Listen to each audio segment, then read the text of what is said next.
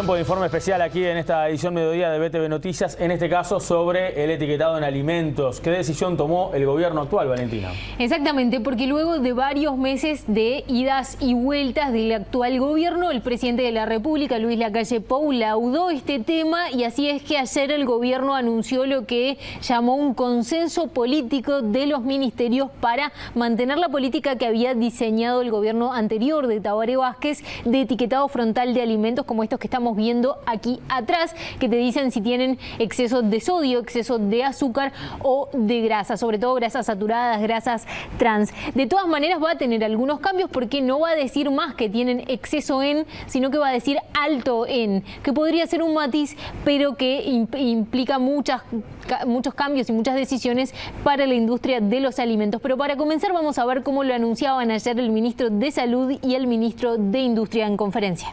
Hemos llegado a un acuerdo, a un consenso político para mantener el rotulado frontal de los alimentos. La vigencia va a ser la misma, lo que se va a dar un periodo de adecuación que lo vamos a estipular entre todos los ministerios, un periodo de adecuación un poco más prolongado a los efectos de que todos queden en las mismas condiciones de competitividad. La leyenda que probablemente sea alto en azúcar, alto en sodio, alto en... Pero esto es un adelanto que todavía tenemos que armonizar adentro del grupo. ¿Qué pasa con aquellas empresas que hasta ahora no se habían acoplado a la normativa y que no tenían rotulado? Se van a tener que incorporar a la normativa. ¿Pero no estarían incumpliendo? No hay, Estábamos en una etapa donde la fiscalización estaba postergada. Bueno, durante esta etapa vamos a darles la adecuación para que se sumen a la normativa. ¿No hay una situación ahí de desigualdad con aquellas empresas que sí cumplieron? La hay, pero justamente queremos llevar a todos a cumplirla. Bien, a finales de mayo el diario El Observador había informado que el Ministerio de Salud Pública había quedado solo en la defensa de esta política de etiquetado frontal de alimentos en una comisión que estaba analizando qué hacer con el decreto que venía de la administración anterior, en la que también estaban el Ministerio de Economía, el Ministerio de Educación y Cultura y también la Cancillería, además de Industria. Lo cierto es que el tema es bastante complejo y hay mucho en juego, entre otras cosas porque para la industria uruguaya de los alimentos es bastante complejo adaptarse a esta nueva realidad. Entre otras cosas dicen que, por ejemplo, a nivel interno, del mercado interno, tienen que competir con productos importados que no cumplen con estos requisitos y que tienen que pasar por un LATU que a su vez no tiene competencia para justamente sancionar si no se cumplen con estos requisitos. Y por el otro lado, a nivel de las exportaciones, lo cierto es que a nivel regional no hay unificado un criterio. Los países han ido tomando posiciones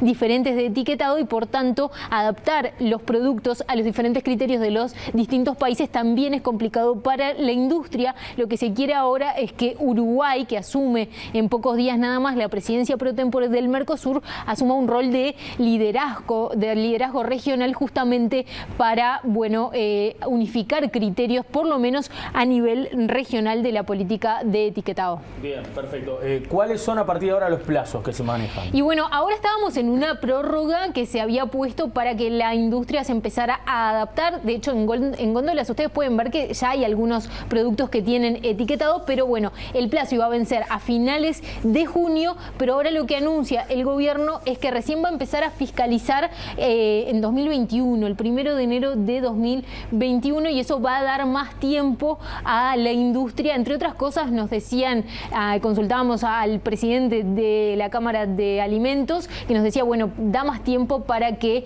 la industria se rearme, para que revea fórmulas que se adapten para tratar de salvar el hecho de tener que ponerle la etiqueta a el producto. Y además, bueno, en las próximas semanas va a estar saliendo, Nicolás, un decreto que va a tener muchos más detalles justamente sobre todo este tipo de plazos. Bien, ¿qué van a ver las personas? Y bueno, las personas ahora van a ver que los productos que tengan exceso o que tengan alto contenido de sodio, azúcar o grasas tendrán una etiqueta negra octogonal con esto. Ahí están viendo en la siguiente placa que tienen de un lado lo que había resuelto el gobierno anterior, que decía exceso de, y del otro lado están viendo lo que se va a ver a continuación, que es alto en sodio. Es un matiz, pero bueno, tal vez genera menos impacto en la persona que lo ve cuando dice que es alto en sodio y no que tiene excesiva cantidad de sodio. Lo cierto es que bueno, este cambio se va a tener que implementar por parte de las empresas en los diferentes envasados de los productos. Recordemos, el gobierno se basó en el modelo chileno, el gobierno anterior, pero lo cierto es que el modelo chileno dice alto en y no dice exceso en, claro, pese a lo cual se había resuelto esa palabra aquí en Uruguay. Eso generó en su momento